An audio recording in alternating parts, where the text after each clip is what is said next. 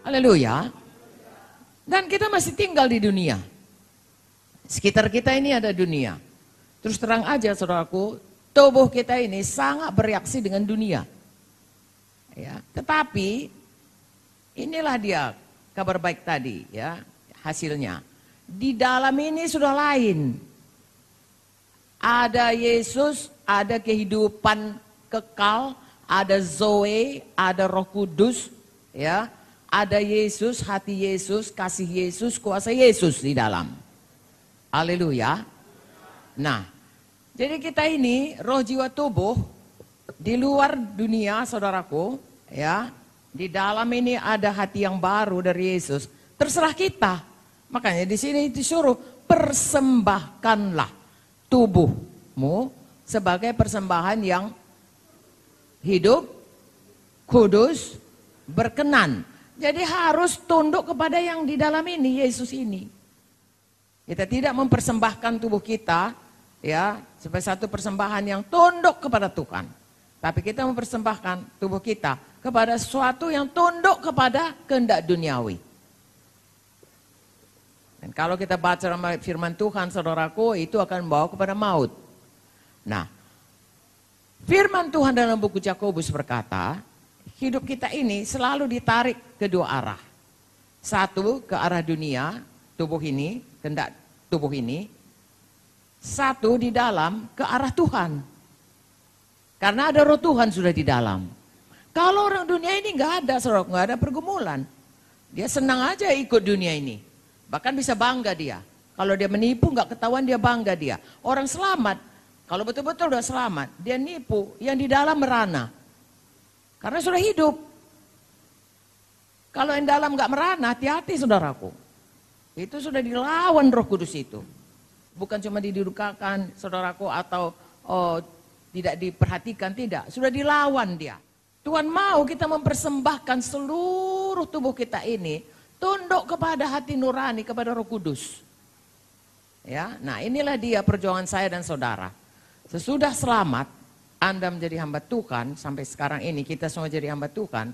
Perjuangan kita saudaraku, ya, adalah apakah kita mempersembahkan diri kita, ya, kepada Tuhan, persembahan yang hidup, persembahan yang kudus, persembahan yang berkenan, artinya fokus kepada Tuhan.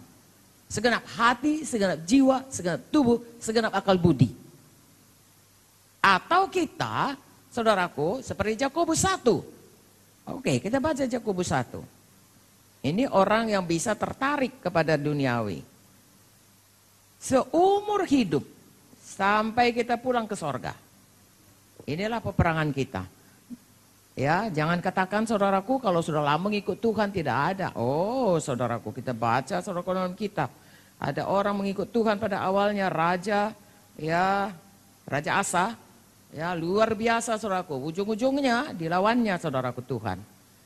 Salomo juga awal-awalnya demikian, ujung-ujungnya tidak dia setia mengikut Tuhan. Yakobus 1 ayat 12, berbahagialah orang yang bertahan dalam pencobaan. Jadi ada pencobaan, yaitu tarikan dari duniawi, hawa nafsu, manusia lama. Sebab apabila ia sudah tahan uji, ia akan menerima mahkota kehidupan yang dijanjikan Allah kepada barang siapa mengasihi dia.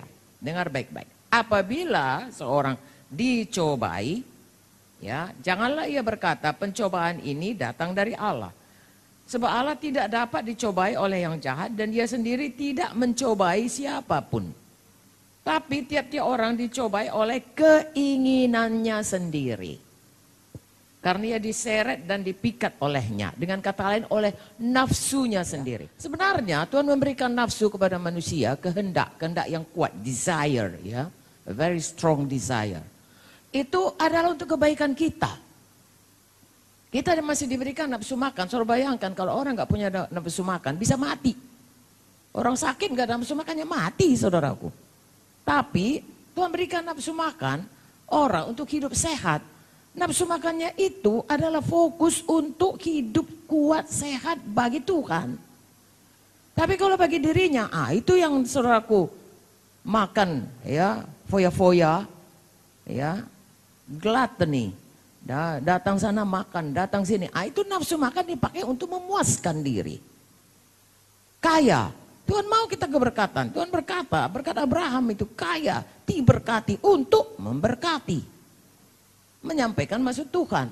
Tapi kalau cinta uang, nafsu kaya itu untuk cinta uang untuk diri, itu akar dari segala kejahatan. Jadi saudaraku, nafsu itu diberi Tuhan, fokus dipersembahkan untuk kemuliaan Tuhan.